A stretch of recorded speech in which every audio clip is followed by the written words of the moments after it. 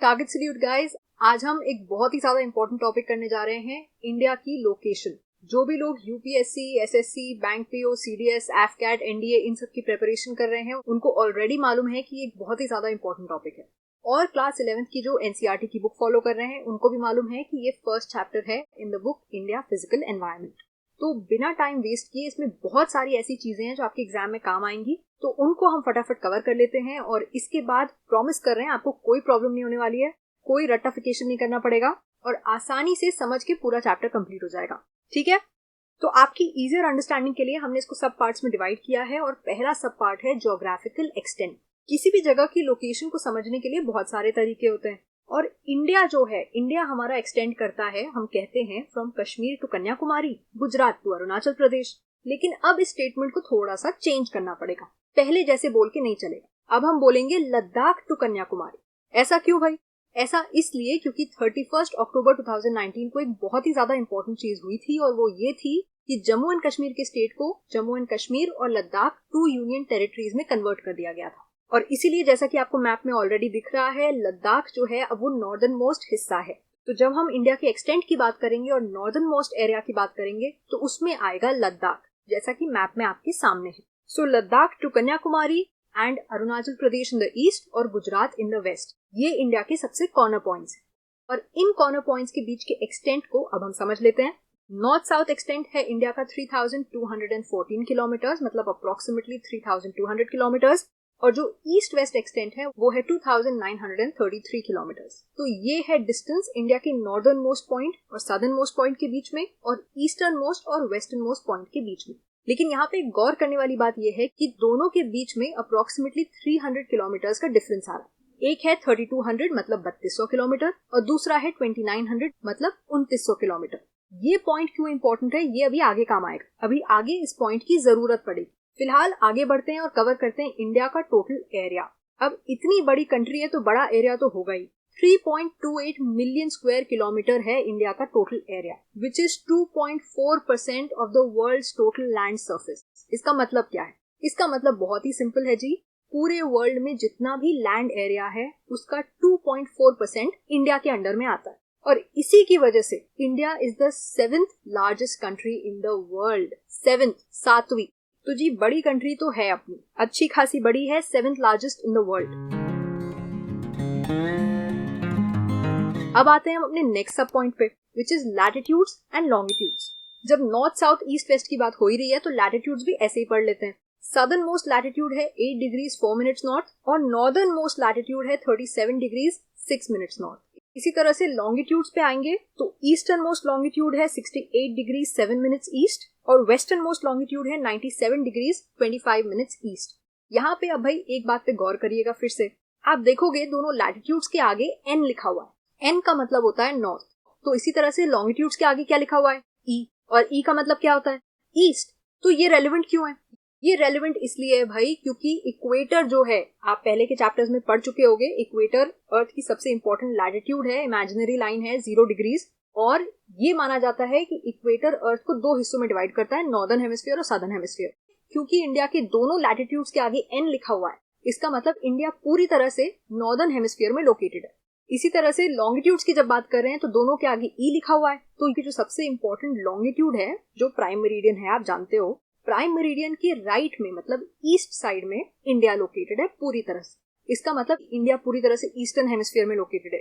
ठीक है, इससे हमें इंडिया की लोकेशन और बेटर क्लियर होती है। अब आपको समझ में आया कि लैटिट्यूड्स और लॉन्गिट्यूड्स क्यों इतने इंपॉर्टेंट होते हैं। वो किसी भी जगह की एग्जैक्ट लोकेशन को पिन पॉइंट करने में हेल्प करते हैं।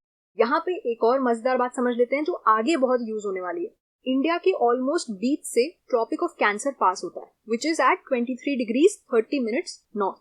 ये चैप्टर मैंने दिया है लेकिन ये बहुत रेलेवेंट है एक दूसरी बात समझने के लिए जो अभी हम आगे पढ़ेंगे। तो अब इसके साथ आते हैं नेक्स्ट पॉइंट पे, विच इज टेरिटोरियल लिमिट। भाई जिसको भी एग्जाम क्रैक करना है यहाँ पे कान खोल के सुनिएगा क्योंकि इस पे बहुत क्वेश्चंस बनते हैं। टेरिटोरियल लिमिट क्या होती है? हमें ये बात मालूम है कि सदर्न मोस्ट जो इंडिया का लैटिट्यूड है वो है 8 डिग्रीज 4 मिनट्स नॉर्थ। ठीक है, अभी पढ़ा था।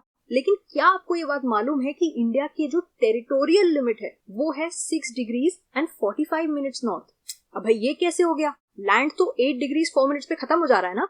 बात यह है जनाब कि कोई भी ऐसी कंट्री जिसके आसपास सी या ओशन होता है, उसके लिए वर्ल्ड में ऐसा रूल बनाया गया है कि वो कंट्री अपने आसपास के सी और ओशन पे भी थोड़ा सा अपना हक जमा सकती है। और कितना जमा सकती है? अपने कोस्ट से स्टार्ट होते हुए अप्रोक्सीमेटली 12 नॉटिकल माइल्स, मतलब अराउंड 21.9 किलोमीटर्स। तो इंडिया की जो टेरिटोरियल लिमिट है वो उसकी कोस्ट से स्टार्ट होती है और 12 नॉटिकल माइल्स मतलब 21.9 किलोमीटर्स एक्सटेंड करती है बे ऑफ बंगाल में। अब आप मुझसे ऑब्वियसली नेक्स्ट क्वेश्चन पूछोगे कि टेरिटोरियल वाटर्स क्या होते हैं। बहुत सिंपल सी चीज है, जैसा कि मैंने कहा हर कंट्री के पास ऐसा होता है जिसके आसपास भी ओशन या सी होता है, और वो वाटर्स जो होते हैं उस पे कंट्री के सारे लॉज और रूल्स एप्लीकेबल होते हैं। वो पानी एकदम ऐसा ही होता है जैसे कंट्री का खुद का लैंड हो, वो कंट्री उस पानी पे कुछ भी कर सकती है, कोई प्रॉब्लम नहीं है। अब माइल्स की बात हो ही रही है तो हमारे इंडिया में जनरली माइल्स हम नहीं यूज करते है ना, हम किलोमीटर यूज करते हैं। तो माइल्स को हम दूसरे कन्वर्जन के उसमें समझ लेते हैं। 1 स्टैट्यूट माइल होता है 63,360 inches which is equal to 1.6 kilometres, या अगर आप प्रिसाइज हो रहे हो तो 1.584 किलोमीटर्स। इसी तरह से 1 नॉटिकल माइल होता है 72,960 इंचेस, जैसा कि आपके सामने है, which is equal to 1.8 kilometers या precisely 1.852 kilometers। लेकिन अब जो एग्जाम दे रहे हैं भाई उनको तो सब कुछ जानना है ना? तो स्टैट्यूट माइल और नॉटिकल माइल का डिफरेंस आप मुझसे पूछो उससे पहले मैं आपको बता देती हूँ। चैप्टर वाले भले ही ना दे, हमें तो बताना पड़ेगा ना। तो स्टैट्यूट माइल होता है वो मेजर जो हम लैंड पे डिस्टेंस मेजर करने के लिए यूज करते हैं, और नॉटिकल माइल वो होता है जो ओशन पे डिस्टेंस मेजर करने के लिए यूज किया जाता है। ये स्टैट्यूट माइल से थोड़ा सा ज्यादा होता है, जैसा कि आपको कन्वर्जन में अभी क्लियरली दिख गया। तो टेरिटोरियल लिमिट तो अब हमें अच्छे से समझ में आ गई है ना। तो अब हम आते हैं लॉन्गिट्यूडनल और लैटिट्यूडनल एक्सटेंट पे। यहाँ पे मैं जानती हूँ अब काफियों का दिमाग फिर से खुल गया, तोते उड़ गए कि ये क्या है। भाई तोते नहीं उड़ाने हैं। इंडिया की लॉन्गिट्यूडनल और लैटिट्यूडनल एक्सटेंट होता है 30 डिग्रीज, ये मैं आपको सामने से बता रही हूँ, ठीक है। लेकिन कैसे?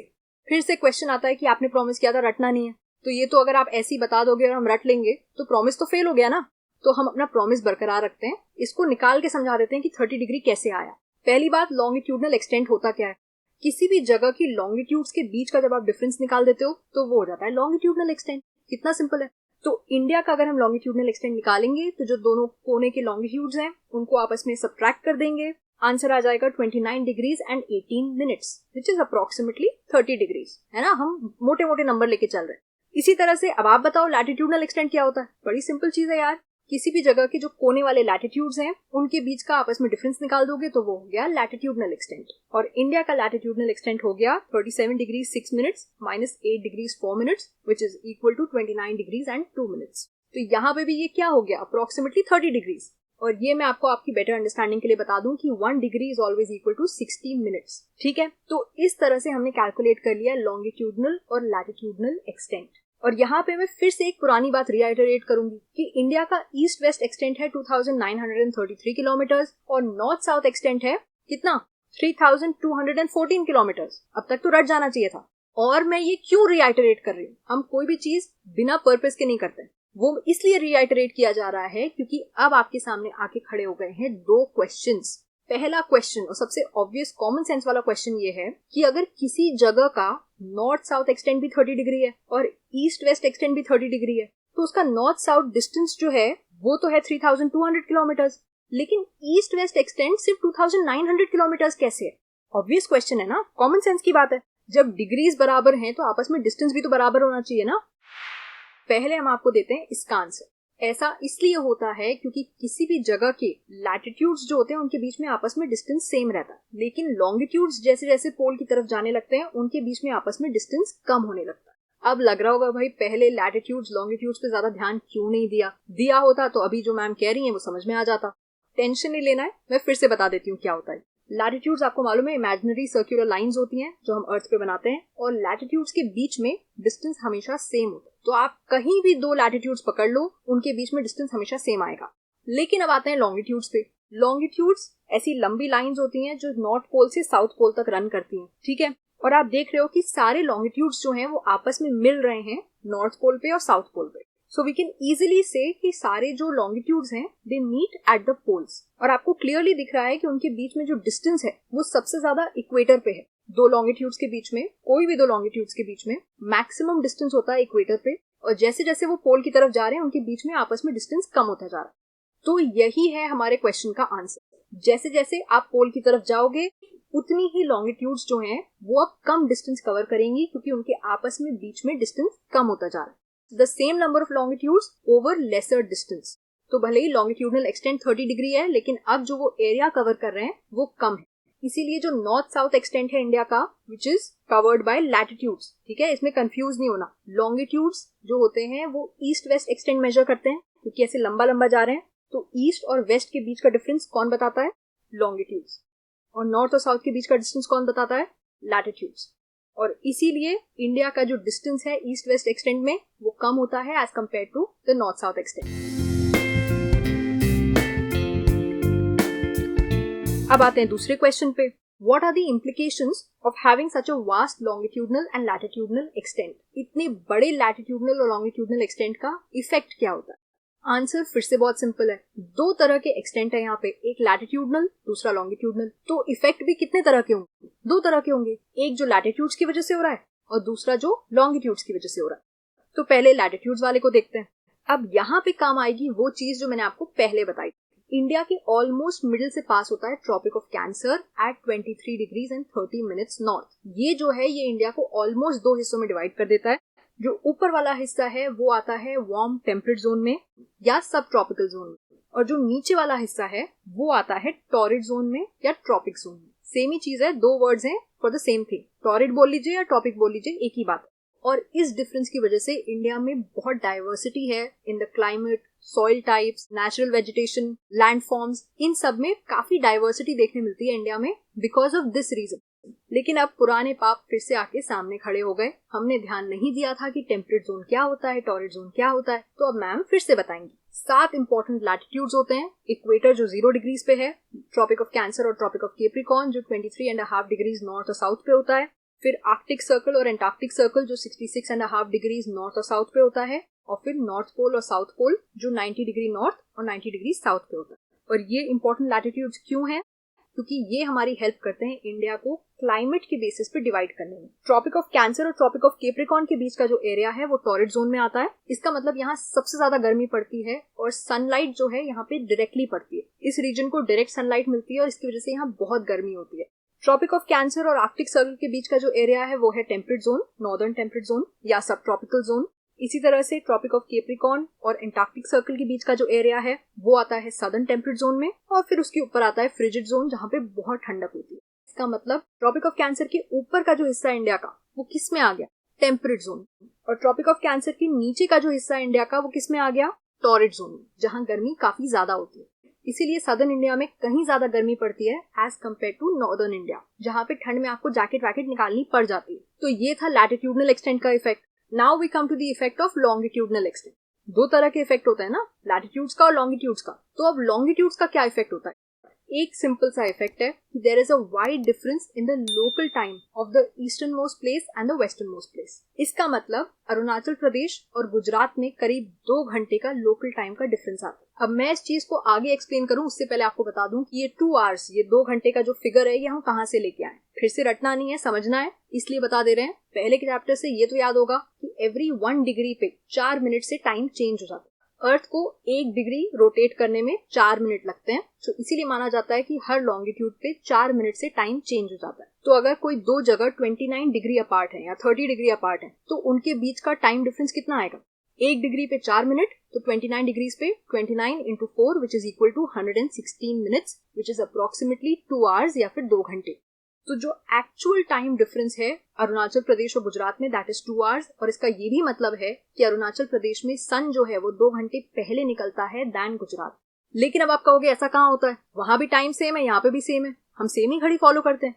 वो इसलिए भाई क्योंकि पूरे वर्ल्ड ने मिलकर डिसाइड किया कि अगर ऐसा चलता रहेगा तो बहुत ज्यादा कंफ्यूजन हो जाएगा। अरुणाचल प्रदेश में अलग टाइम फॉलो होगा, गुजरात में अलग, मुंबई में अलग और न्यू दिल्ली में अलग। तो इसलिए हर कंट्री ने क्या किया, अपने बीच के जो लॉन्गिट्यूड्स हैं उनके उसमें से एक लॉन्गिट्यूड सिलेक्ट किया और उसको बना दिया स्टैंडर्ड मेरिडियन।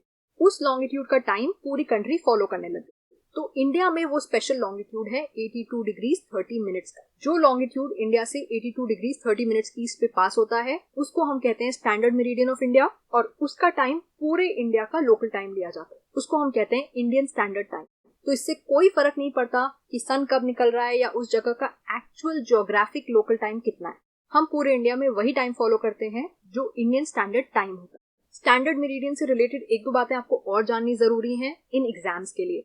आप इन एग्जाम्स को लेके सीरियस हो, उनको क्रैक करना है, तो ये सब पॉइंट्स आपको आने चाहिए। एक बार में ये बेसिक्स प्रिपेयर करो और साइड करो, जिससे आपको बार बार इसको रिविजिट ना करना पड़े, बार बार इसको रटना ना पड़े, आपका टाइम बेटर यूज हो सके। सारी वर्ल्ड की कंट्रीज में एक जनरल अंडरस्टैंडिंग है कि वो जो स्टैंडर्ड मेरिडियन सिलेक्ट करेंगे वो होंगे in multiples of 7 degrees and 30 minutes. इसीलिए इंडिया का भी जो स्टैंडर्ड मेरिडियन है that is at 82 degrees and 30 minutes.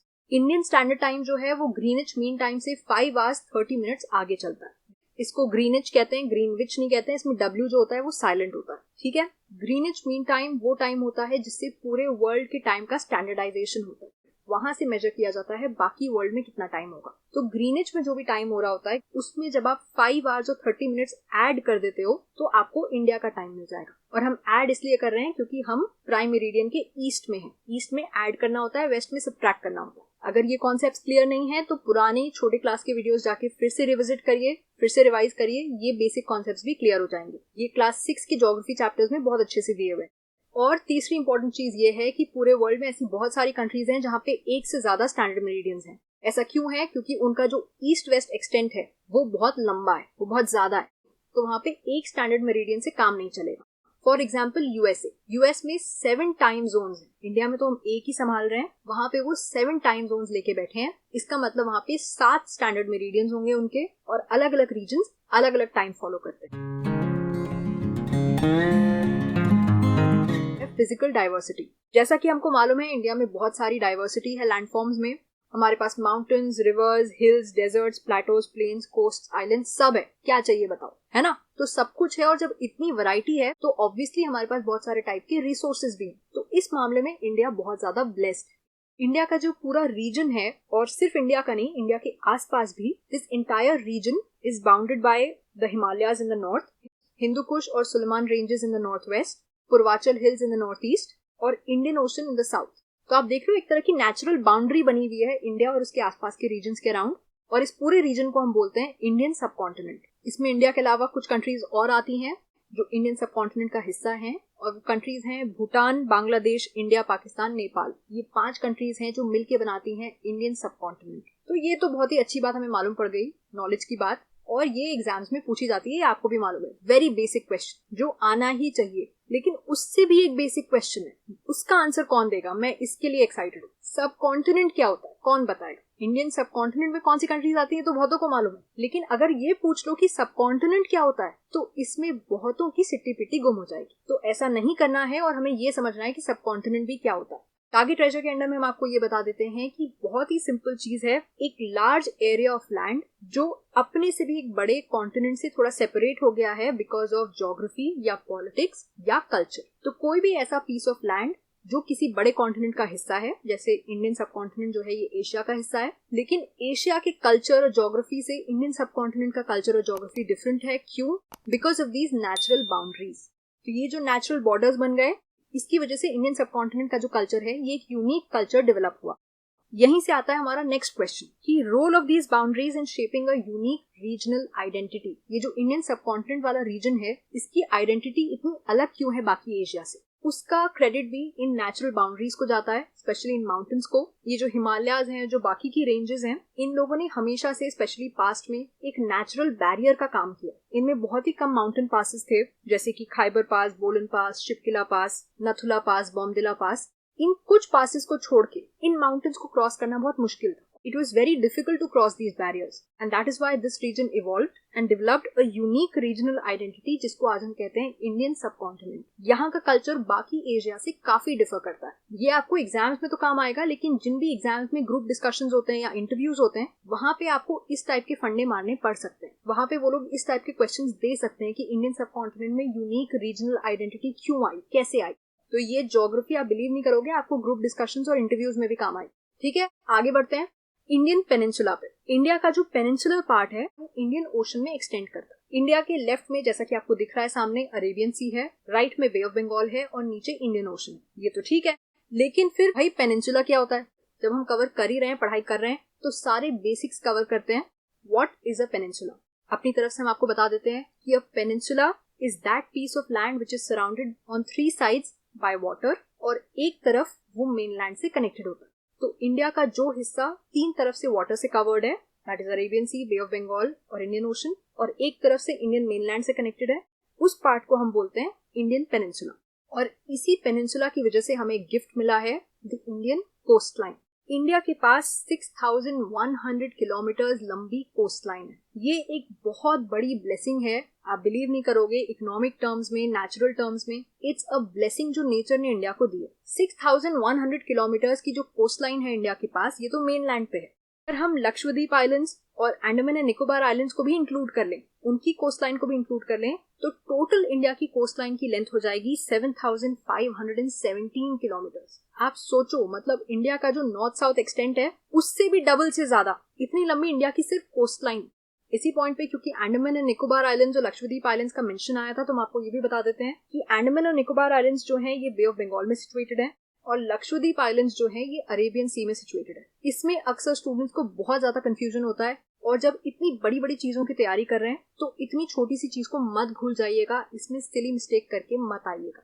Andaman and Nicobar islands in the Bay of Bengal और Lakshadweep islands in the Arabian Sea. याद रखिएगा ये अपने एग्जाम्स के लिए। तो आप पूछोगे ये कोस्ट लाइन जो है ये क्या बेनिफिट देती है, क्यों एक ब्लेसिंग है? वो इसलिए क्योंकि आपको मालूम है इंडिया जो है वो Arabian Sea, Bay of Bengal और इंडियन ओशन से सराउंडेड है साउथ में।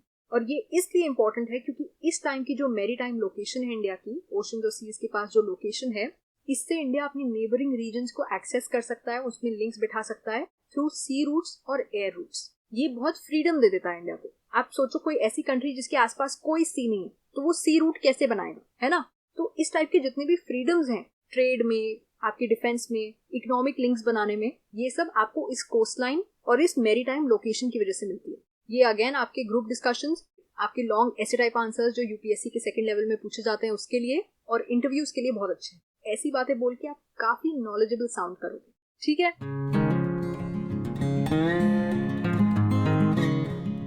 तो जब हम इंटरनेशनल लिंक्स की बात कर रहे हैं तो ऑब्वियस सी बात है कि अब हम नेक्स्ट किस पे आएंगे? इंटरनेशनल नेबर्स पे आएंगे।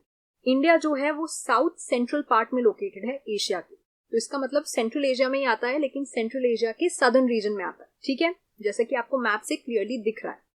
इंडिया 7 कंट्रीज से अपना लैंड बॉर्डर शेयर करता है, और ये कौन सी कंट्रीज हैं? अल्फाबेटिकल ऑर्डर में अफगानिस्तान, बांग्लादेश, भूटान, चाइना, म्यांमार, नेपाल और पाकिस्तान। ये 7 कंट्रीज हैं जो अपना लैंड बॉर्डर इंडिया के साथ शेयर करती हैं। और सिर्फ यही नहीं है, हमारे सी के अक्रॉस भी कुछ नेबर्स हैं। इंडियन ओशन में हमारे आइलैंड नेबर कंट्रीज हैं श्रीलंका और मालदीव्स। ये भी हमारे पड़ोसी हैं, बस लैंड नेबर्स नहीं है, सी नेबर्स हैं, ठीक है? नेबरिंग कंट्रीज का नाम लिस्ट करने की जो एक्सरसाइज है ये आपके चैप्टर में भी पूछी गई थी एनसीईआरटी के, तो उसका आंसर भी आपको यहीं पे मिल गया। और अब जब श्रीलंका की बात हुई है तो एक बहुत ही इंपॉर्टेंट बात बताती हूँ आपको। इंडिया और श्रीलंका को सेपरेट करते हैं पाक स्ट्रेट और गल्फ ऑफ मन्नार। ये बहुत ज्यादा इंपॉर्टेंट है। ये 2 चीजें हैं जो इंडिया और श्रीलंका को आपस में सेपरेट करते हैं। लेकिन इस पॉइंट ऑफ टाइम पे ऑब्वियस सी बात है, हमें ये भी समझना पड़ेगा कि स्ट्रेट क्या होता है और गल्फ क्या होता है। अगर पूरी तरह से कवर कर रहे हैं चीजों को तो ये मिस आउट नहीं कर सकते। तो हम टारगेट ट्रेजर में अपनी तरफ से आपको बता देते हैं कि स्ट्रेट जो होता है एक पतला नैरो पैसेज ऑफ वाटर होता है जो 2 बड़ी वाटर बॉडीज को आपस में कनेक्ट करता है, जैसे कि सीज को या ओशंस को। तो इसका एग्जांपल है पाक स्ट्रेट। और इसी तरह से गल्फ क्या होता है? ये ओशन या सी का वो हिस्सा होता है जो लैंड में एक्सटेंड करता है, मतलब काफी ज्यादा लैंड में घुस जा रहा होता है, लैंड का काफी एरिया खुद ले लेता है। That is called a gulf, a part of an ocean और sea that extends into the land, जो लैंड में एक्सटेंड हो रहा होता है। और इसका एग्जांपल है गल्फ ऑफ मन्नार। और ये दोनों पाक स्ट्रेट और गल्फ ऑफ मन्नार इंडिया और श्रीलंका को आपस में सेपरेट करते हैं। इसी के साथ हमने ये चैप्टर कंप्लीट कर लिया है। आई होप आपके सारे डाउट्स क्लियर हो गए होंगे और अब आप और ज्यादा मोटिवेटेड फील कर रहे होंगे अपने एग्जाम्स के लिए। नॉलेज बेस बढ़ गया, तो अब करना क्या है? क्या करना है? कुछ नहीं करना है। आप ऑलरेडी मोटिवेटेड हो, कितनी नॉलेज आपको पहले से थी, थोड़ी बहुत हमने बता दी, तो अब पूरी तरह से एग्जाम के लिए रेडी हैं। एग्जाम को फोड़ देना है, अपना ड्रीम अचीव करना है। और अब इस मोटिवेशन में लाइक, सब्सक्राइब और कमेंट करना है। हमें बताना है कि आपको ये लेक्चर कैसा लगा और हमारे नेक्स्ट लेक्चर का वेट करना है। फिर से ऐसे इंटरेस्टिंग वे में पढ़ाई करनी है। और तब तक अपना ध्यान रखिए, अपनी हेल्थ का ध्यान रखिए और हम आपसे मिलेंगे नेक्स्ट चैप्टर में। I will see you guys next time. Bye bye.